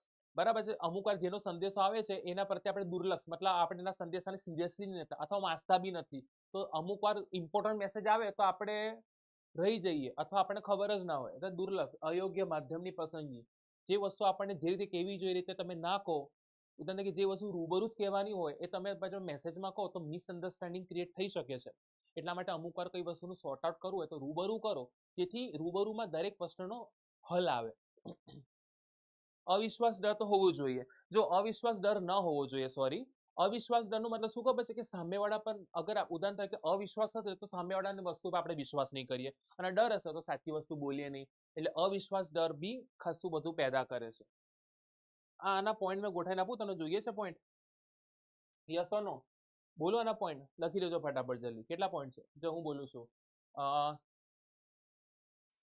અસ્પષ્ટ સંદેશાઓ, અસ્પષ્ટ અનુમાનો, સ્પષ્ટ આયોજનનો અભાવ, અયોગ્ય માધ્યમની પસંદગી, બરાબર છે, ભાષાંતરની ભૂલો, માહિતીનો અધિભારણ, સંદેશા પ્રત્યે દુર્લક્ષ. આ તમારા પોઈન્ટ મેં ગોઠવીને આપ્યા, બરાબર છે. સ્પષ્ટ આયોજનનો અભાવ, અસ્પષ્ટ સંદેશાઓ, અસ્પષ્ટ અનુમાનો, યોગ્ય સમયનો અભાવ, અયોગ્ય માધ્યમની પસંદગી, ભાષાંતરની ભૂલો, માહિતીનું અતિભારણ, સંદેશા પ્રત્યે દુર્લક્ષ, અવિશ્વાસ અને ડર. બેટા લખી નાખજો એકવાર, હું પાછું બોલું છું એકવાર, પાછું લખી દેજો, રિપીટ કરજો. સ્પષ્ટ આયોજનનો અભાવ, અસ્પષ્ટ સંદેશાઓ, અસ્પષ્ટ અનુમાનો, યોગ્ય સમયનો અભાવ, અયોગ્ય માધ્યમની પસંદગી, ભાષાંતરની ભૂલો, માહિતીનું અતિભારણ, સંદેશા પ્રત્યે દુર્લક્ષ, અવિશ્વાસ અને ડર. આ પોઈન્ટ મસ્ત ગોઠવીને આપે ને, જોરદાર છે ને, લખી નાખજો. જો નાણાકીય પ્રોત્સાહન તો બધાને ખબર છે, અગર મેં કહું 501 ઇનામ તો નાણાકીય, અને મેં કહું વાહ વેરી ગુડ અને કે બિન નાણાકીય. ઓકે, શોર્ટ સિમ્પલ છે. આનો પોઈન્ટ આવી રીતે મોડે કરવાના છે, આ બધા સમજી ચૂકેલા છો. ઓકે, તો નફા ભાગ, સહભાગીદારી, બઢતી, બોનસ, કમિશન, ઇનામો, સલાહ અને સૂચનો. ઈઝી છે ને? બઢતી, બોનસ, કમિશન, ઇનામો, સલાહ, સૂચનો. વિડીયોમાં મારા સાથે બોલો તો 3 વાર. બઢતી, બોનસ, કમિશન, ઇનામો, સલાહ અને સૂચનો. બઢતી, બોનસ, કમિશન, ઇનામો, સલાહ અને સૂચનો. બઢતી, બોનસ, કમિશન, ઇનામો, સલાહ અને સૂચનો. નફામાં ભાગ, સહભાગીદારી, બઢતી, બોનસ, કમિશન, ઇનામો, સલાહ અને સૂચનો. આના બધા કન્ટેન્ટ આપણે મોડે કરી ચૂકેલા છે. બિન નાણાકીય પ્રોત્સાહન માં નોકરીની સલામતી, મતલબ કોઈ સારો કર્મચારી હોય તેને કહેવાનું કે ભાઈ તું હવે અમારે ત્યાં પરમેનન્ટ, તેને જોબ સિક્યુરિટી થાય ને, તેને બહુ મજા આવે કે હા હવે અહીંયાથી મને કોઈ કાઢે નહીં, આઈ એમ પરમેનન્ટ. જોબ સિક્યુરિટી એમ તો મોટાભાગે ગવર્મેન્ટ જોબમાં જોવા મળે છે, પણ પ્રાઇવેટમાં જો એને જોબ સિક્યુરિટી આપવામાં આવે ને તેને કામ કરવાની મજા આવે કે નહીં યાર સારું છે. કામની કદર કરો, જે આજકાલ થતી નથી. કદર કરો, સન્માન આપો એને. જવાબદારીની સોંપણી. ઉદાહરણ તરીકે આજે કયો કર્મચારી શીખવાડવામાં આવે, ભાઈ કર્મચારી નવા કર્મચારીને આવતા તું એને તાલીમ આપીશ. ઉદાહરણ તરીકે કોઈ નવો કર્મચારી, ઉદાહરણ તરીકે કોઈ કર્મચારીને મેં એવું કહું, ભાઈ હવે જે બી કર્મચારી આવશે ને એને તું એ તાલીમ આપવાની. તો પેલો કે મેં તાલીમ આપીશ, મેં શીખવાડીશ, મને સિલેક્ટ કર્યા કામ માટે. તો બેટા એક વસ્તુ કહું, જ્યારે કોઈ કર્મચારીને જવાબદારી આપવામાં આવે, ઉદાહરણ તરીકે આજે હું તમને કહું બેટા બધાનું હોમવર્ક ચેક કરી લેતો, તો તમને કહેશે અચ્છા મેડમે અથવા સરે મને હોમવર્ક ચેક કરવાનું કીધું, મેં બધાનું હોમવર્ક ચેક કરીશ. ને એક વસ્તુ કહું, જ્યારે જવાબદારી સોંપણી કરવામાં આવે ને તે અંદર સારું અનુભવે છે કે અચ્છા વાહ વેરી ગુડ. અંદર એવું લખેલું છે કર્મચારીને કાર્યમાં પ્રોત્સાહિત કરવા માટે અધિકારીઓ દ્વારા તાબેદારોને, એટલે મારા અંડર કામ કરતા તાબેદારો મેં કહીશ કે તમે આ જોઈ લો, તમે આ કરી દો. તો અન્ય કર્મચારીઓને તાલીમ અને દોરવણી આપવાની વિશેષ જવાબદારી. બોલો ખબર પડી ગઈ. ઉદાહરણ તરીકે તમે મારા અંડરમાં કામ કરતા હો, મેં તમને કહું બેટા હવે આવનારા નવા કર્મચારીઓને તમે શીખવાડશો, તો તમને લાગશે અચ્છા અમે શીખવાડીશું, તો તમે એક ગર્વની લાગણી અનુભવશો કે અમને સિલેક્ટ કર્યો આ કામ માટે. સો ધીસ ઇઝ અ બિન નાણાકીય પ્રોત્સાહન, કે તમને પ્રોત્સાહન મળશે કે અચ્છા અમારા માલિકે અથવા અમારો ઓફિસર અમને આ કીધું, બરાબર. સલાહકાર, પછી કોઈ ડિસિઝન લેવા તમે પૂછ્યું બેટા તમારું શું માનવું, તમે શું કહેશો, તો સલાહ એટલે પેલા લોકોને બી લાગે અચ્છા અમને બી ઇન્વોલ્વ કરે, અચ્છા અમને બી પૂછે છે આ લોકો, અચ્છા આ અમારો આઈડિયા બી અમારા માટે એ લોકો માટે ઇમ્પોર્ટન્ટ છે. તો દે ફીલ ગુડ, દે ફીલ લાઈક અચ્છા દે ઇન્વોલ્વ અસ, મતલબ એ લોકો અમને પણ ઇન્વોલ્વ કરી રહ્યા છે. સલાહકાર, કલ્યાણકારી પ્રવૃત્તિ બધું હોય છે, કેન્ટીનની સુવિધા, વાહન વ્યવહારની સુવિધા, પુસ્તકાલયની સગવડ, પગાર સહિતની રજાઓ, બીમાની સુવિધા, વોટેવર, રહેઠાણની સગવડ, આ બધી વસ્તુ તો બધા જ ખબર છે. નોકરીની સલામતી, કામની કદર સન્માન, જવાબદારી સોંપણી, સલાહકાર, કલ્યાણકારી પ્રવૃત્તિઓ, અન્ય પ્રોત્સાહનો. ઓકે બેટા માસ્લો તો માય ફેવરેટ ક્વેશ્ચન કરી જ નાખવાનો છે. કોઈ પણ માણસ આ પ્રશ્ન તેવો છે બેટા, મને બહુ ટાઈમ કાઢીને સમજાવું છે. મારા સ્કૂલમાં તો હું દોઢ કલાક લગાવી દઉં છું આ ક્વેશ્ચન સમજવા, અને લોકો તો એટલા મોજથી સમજે છે કે શું કહું મેં તમને, પણ કઈ વાંધો નહીં. આ શોર્ટમાં સમજી લઈએ. કોઈ પણ માણસની જરૂરિયાત હોય પહેલા શારીરિક અને પ્રાથમિક. જ્યાં સુધી માણસની પહેલી જરૂરત ના સંતોષાય ને ત્યાં સુધી બીજી જરૂરત તરફ વળતો નથી. ઉદાહરણ તરીકે પહેલી શારીરિક અને પ્રાથમિક જરૂરિયાતો, પછી સલામતની જરૂરતો, પછી સામાજિક જરૂરિયાતો, સન્માન અને પ્રતિષ્ઠાની જરૂરિયાતો. ઓકે, હવે જ્યાં સુધી માણસની પહેલી જરૂરત ના સંતોષાય એ બીજી જરૂરત તરફ વળતો નથી. ખોરાક, કપડાં, પાણી, આવાસ. જ્યારે એની પહેલી જરૂરત સંતોષાઈ જાય પછી ક્યાં જશે? સલામતીની જરૂરત. સલામતીમાં એ માંગે છે કે એનો વીમો હોય, જેથી એના ફેમિલીની ચિંતા દૂર થઈ જાય. મેડિક્લેમ હોય, જેથી એક્સિડન્ટ થાય તો ચિંતા ન થાય કે હાથ મારા અકાઉન્ટમાંથી પૈસા નહીં જાય. પછી ઇન્વેસ્ટમેન્ટ, હાથ મારા પાસે ઘણા બધા પૈસા પડેલા છે. એક વસ્તુ એકાઉન્ટમાં પૈસા, ઇન્વેસ્ટમેન્ટ, વીમો, મેડિક્લેમ, આ બધું માણસને માનસિક શાંતિ આપે છે, સિક્યોરિટી આપે છે. હાસ ઇન્વેસ્ટમેન્ટ છે, રિટાયર થતા માણસને હાસ પેન્શન થવાની છે, ચિંતા નથી. હાસ મારું ગોલ્ડમાં ઇન્વેસ્ટમેન્ટ છે, જમીનો પડેલી છે. તો માણસને આ બધી માનસિક શાંતિ આપે છે, એને કહેવાય સલામતી. માણસ સલામત અનુભવે છે, હાસ રખડું નહીં. ખબર પડે મેં શું કહેવા માંગુ છું. પછી ત્રીજી જરૂરિયાત સંતોષ પડે છે સામાજિક, કે જેમાં ઈચ્છે છે કે સમાન લોકો પાસેને પ્રેમ મળે, લાગણી મળે. ઉદાહરણ તરીકે મિત્ર, સહકર્મચારીઓ સાથે સહકર્મચારી એટલે તમારા સાથે કામ કરતા સહકર્મચારી, મિત્રો, તમારા મમ્મી પપ્પા, તમારા ઘરના બધા લોકો પાસે પ્રેમ, લાગણી, હૂંફ, બરાબર. હૂંફ એટલે હા બેટા શાબાશી, એવું બધું મળે એમાં. અને ચોથામાં એવું કહે છે કે તમને લોકો પાસે સન્માન મળે, બરાબર, પેલું કે ને કે રિસ્પેક્ટ મળે. અને પછી પાંચમામાં તમે જે ક્ષેત્રમાં રોકાયેલા છો, તમે જે ફિલ્ડમાં કામ કરો છો એ ફિલ્ડમાં તમારું નામ બહુ ગર્વથી લેવાય, પેલું કે ઇજ્જતથી લેવાય. ઉદાહરણ કે આ કામ તો આ જ કરી શકે એવું તમારી ઇજ્જતથી નામ લેવાય. એને કે આત્મસન્માન અને આત્મસિદ્ધિની જરૂરિયાત. એટલે આ યાદ રાખી લેજો બેટા, બરાબર છે. તમે વાંચશો તો ખબર પડી જશે. તો અહીંયા બધું જોઈ લેજો, પોઈન્ટ આગળ પાછળ ના થવા જોઈએ. અને અમુક લોકો આકૃતિ બહુ ભયંકર દોરે છે, આવી રીતે બી દોરે છે અમુક લોકો. આવી આકૃતિ દોરે છે એક્ઝામમાં. નહીં, આવી આકૃતિ નહીં ચાલે બેટા. એબ્રાહમ માસ્લો આવી રીતે દોરેલી છે તો તમે કમ્પલસરી આવી રીતે દોરવાની રહેશે. ઓકે, ચલો, કોઈ પ્રશ્ન રહી તો નહીં ગયો ને આપણો? નો, કોઈ પ્રશ્ન નતો રહી ગયો આપણો. ચલો, માહિતી સંચારનો અર્થ આપી તેની લાક્ષણિકતાઓ. માહિતી સંચાર એટલે શું? આપણા વિચારો બીજાના મગજમાં દાખલ કરવાની પ્રક્રિયા. એટલા માટે ભાઈ કંપનીમાં જે વાતચીત થાય છે હેતુલક્ષી છે. શબ્દોની ભાષા સ્પષ્ટ રાખો, અસ્પષ્ટ ના રાખો. દ્વિમાર્ગી પ્રક્રિયા છે. કેમ? બોલનાર છે તો સાંભળનાર છે, લખનાર છે તો વાંચનાર છે, એટલે કે દ્વિમાર્ગી પ્રક્રિયા છે. ચાલતી જ રહેશે, કાયમી પ્રક્રિયા છે. असंख्य साधनो अनेक प्रकारની પદ્ધતિઓ કાર્યપ્રયોગ પ્રવૃત્તિ વહીવટી એટલે લેનદેન સાથે વહીવટ જે નાનો મોટો લેનદેન થાય છે એના સાથે સંબંધ છે બરાબર છે અચ્છા ઉભા રહો 1 મિનિટ માનવીય પ્રક્રિયા છે માણસ બોલે છે માણસ સાંભળે છે માણસ કામ કરે છે માનવીય પ્રક્રિયા છે આના પોઈન્ટ ગોઠવાઈ આપું જોઈએ છે હા ઓકે જો પોઈન્ટ બોલું છું મેં હેતુલક્ષી પ્રક્રિયા એકવાર બોલીશ તમે પ્લીઝ લખી લેજો હેતુલક્ષી પ્રક્રિયા દ્વિમાર્ગી પ્રક્રિયા કાયમી પ્રક્રિયા માનવીય પ્રક્રિયા પછી શબ્દો અને ભાષા સ્પષ્ટ હોવી જોઈએ અસંખ્ય સાધનો અનેક પ્રકારોની પદ્ધતિઓ વહીવટી પ્રક્રિયા સાથે સંબંધ આ તમારા પોઈન્ટ મેં ગોઠવીને આપી દીધા ઓકે પાછી એકવાર બોલી જઈશ મેં તેથી કન્ફ્યુઝન ના થાય હેતુલક્ષી પ્રક્રિયા દ્વિમાર્ગી પ્રક્રિયા કાયમી પ્રક્રિયા કાર્યપ્રેરક પ્રવૃત્તિ શબ્દો અને ભાષા સ્પષ્ટ હોવી જોઈએ અસંખ્ય સાધનો અનેક પ્રકારોની પદ્ધતિઓ વહીવટી પ્રક્રિયા સાથે સંબંધ આ હમણાં જે બોલ્યો ફાઇનલ આન્સર હતો રજૂઆત ઓકે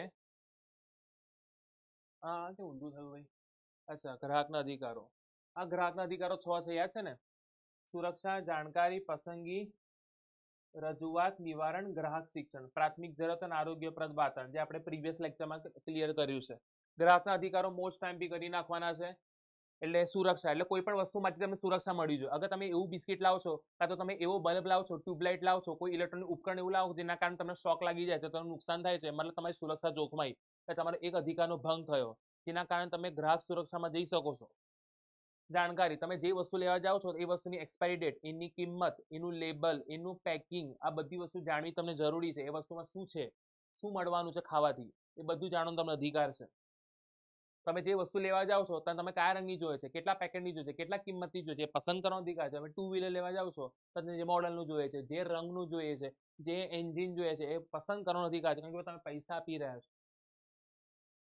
અગર તમે કોઈ પ્રોબ્લેમ આવે છે તો રજૂઆત કરી શકો છો રજૂઆત કર્યા પછીનું સોલ્યુશન લાવવાનો બી તમને અધિકાર છે અને ગ્રાહક શિક્ષણ ગ્રાહકને લગતા શિક્ષણ મેળવવાનો અધિકાર છે મોસ્ટ આઈએમપી પ્રશ્ન છે જો ગ્રાહક સુરક્ષાનું મહત્વ ધંધાના દ્રષ્ટિકોણથી અને બીજો આ છે ગ્રાહકના દ્રષ્ટિકોણથી આ બંને દ્રષ્ટિકોણથી તમે કરી નાખવાના છે શા માટે ગ્રાહક સુરક્ષા હોવી જોઈએ તો ધંધાના દ્રષ્ટિકોણનું કહેવા માંગે છે કે ગ્રાહક છે તો ધંધો છે તો ગ્રાહકની રક્ષામાં જ આપણું હિત છે અગર ગ્રાહક બિલકુલ હિત મતલબ ગ્રાહકની રક્ષા નહીં થાય તો આપણી રક્ષા નહીં થાય એટલે ગ્રાહકનું હિત તો હોવું જ જોઈએ પહેલા જ એટલે કહેવા માંગે છે કે સમાજના સાધન સમાજમાં રહીને સમાજના લોકો દ્વારા સમાજથી જ ધંધો છે તો પછી ગ્રાહકને કેમ આપણે સારી વસ્તુ ના આપવી એટલે કે છે કે ગ્રાહક સુરક્ષા એટલા માટે જ હોવી જોઈએ કે સમાજ આપણી સામાજિક જવાબદારી છે સમાજનો જ એક ભાગ છે સમાજ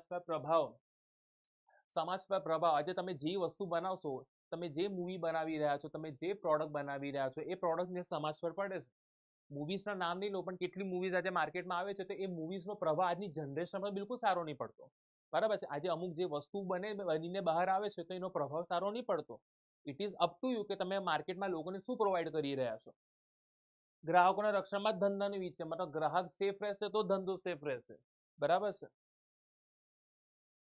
ટ્રસ્ટીનો સિદ્ધાંત તો ગાંધીજીએ આપ્યો હતો બરાબર છે ગ્રાહકનું વ્યાપક શોષણ થઈ રહ્યું છે જે ન થવું જોઈએ ગ્રાહકોને માહિતીનો અભાવ છે કે ગ્રાહક અમુક આ છેતરા પછી ખબર નહીં પડતી કે હું ક્યાં જઉં ફરિયાદ કરવા આજે ગ્રાહકો સંગઠિત નથી આજે કોઈને મારો તમે આવી રીતે નહીં મારો એને તમે આવી રીતે નહીં મારો તમે એને આવી રીતે મારજો મસ્ત બરાબર સુજાઈ દેશો એવું કહેવા માંગે છે કે કોઈ એક ગ્રાહક લડશે ને તો નહીં લડાય પણ બધા ગ્રાહકો ભેગા મળીને લડશે ને તો ગ્રાહકને હક મળશે ન્યાય મળશે એટલે સંગઠિત બનાવવું અસંગઠિત નહીં સંગઠિત એટલે કે બધાનો હેતુ એક જ હોવો જોઈએ એને કહેવાય સંગઠિત ઓકે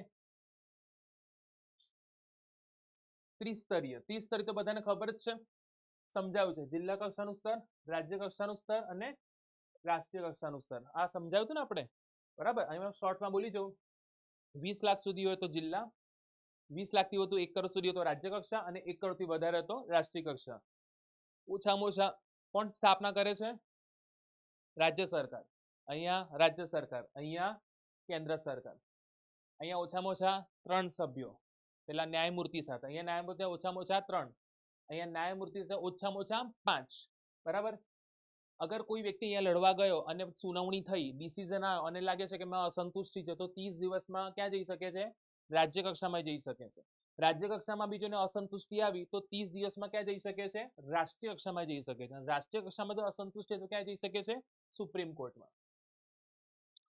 હવે ગ્રાહકની જવાબદારી શું છે વોટ ઇઝ અવર રિસ્પોન્સિબિલિટી આપણી રિસ્પોન્સિબિલિટી શું છે તો અધિકારોનો સભાનપણે ઉપયોગ કરો, ખોટી જાહેરાતોથી સાવધાન થઈ જાઓ, કારણ કે આજકાલ સાવધાન નહીં રહેતા, ખરીદી વખતે સાવધાન, બરાબર છે, બિલ લેવાનો આગ્રહ રાખો, ગુણવત્તા માટે જે વસ્તુ લો છે એની ક્વોલિટી બેસ્ટ ચેક કરો, સાચી ફરિયાદની નોંધણી કરો, તમારા હકોનો દુરુપયોગ ના કરો, જે છે એ જ કરો, જેટલું નુકસાન થયું છે એટલું જ માંગો, વધારે ના માંગો.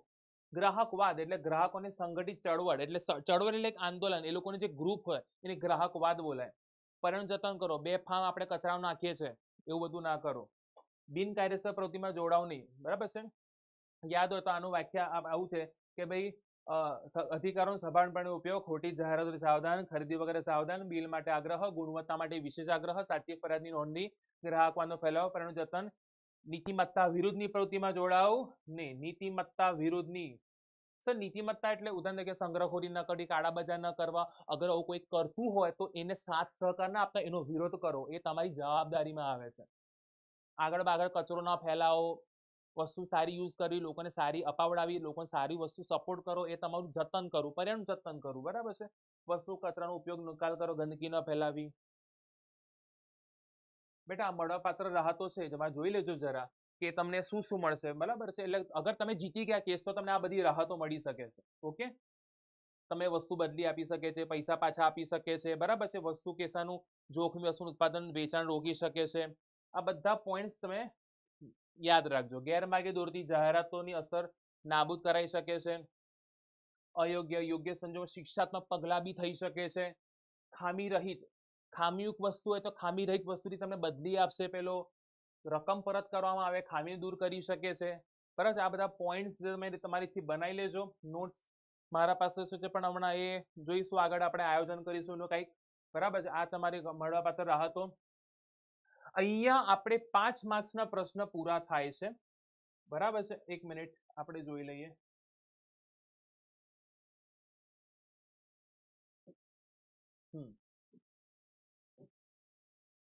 કયા બહુ જ, એટલે આ જેટલા બી આપેલા છે બધા મોસ્ટ આઈએમપી જ છે. કેટલા છે? 21 પ્રશ્ન છે. 21 પ્રશ્નમાંથી મોસ્ટ આઈએમપી અગર મારા મતે હોય ને તો જે કરવાના આયોજનની પ્રક્રિયા કરી નાખો, આયોજનની મર્યાદા, આયોજન લાક્ષણિકતા. પહેલા શું કહું છું, આ જેટલા બી 21 પ્રશ્ન છે એમાંથી તમારા 4 પ્રશ્ન આવવાના છે. જો શૈક્ષણિક કેટલા માર્ક્સનો રહેશે તમારો? શૈક્ષણિક તમારો રહેશે 20 માર્ક્સનો. 6 પ્રશ્ન આવશે. 6 માંથી કેટલા લખવાના રહેશે તમને? 4. તો આ બેટા યાદ રાખજો. મારા ખ્યાલથી 6 એ 6 આવી જ જવાના છે બિંદાસ.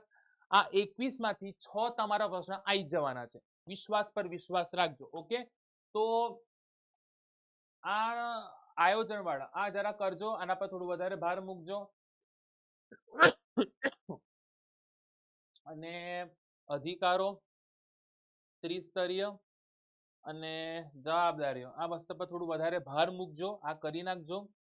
ઓકે, અને હા, પસંદગીની પ્રક્રિયા, ભરતીના આંતરિક અને બાહ્ય પ્રાપ્તિ સ્થાનો, આ તો આપણે કરી નાખવાના. કર્મચારી વ્યવસ્થાના લક્ષણો અને કર્મચારી વ્યવસ્થાનું મહત્વ, આ વિશેષ છે, આ કરવાના છે. આ બહુ રિસર્ચ કરીને તમારા માટે બધા શોધેલા કરેલા છે.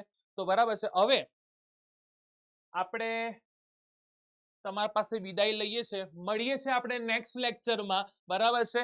તો ભાઈ પીડબ્લ્યુ ગુજરાતી પાછું તમારા માટે સેક્શનની લાવ્યું છે, સમજાયું છે. હું છું ભાર્ગવ ગાયકવાડ, તમારો ટીચર, તમારો દોસ્ત.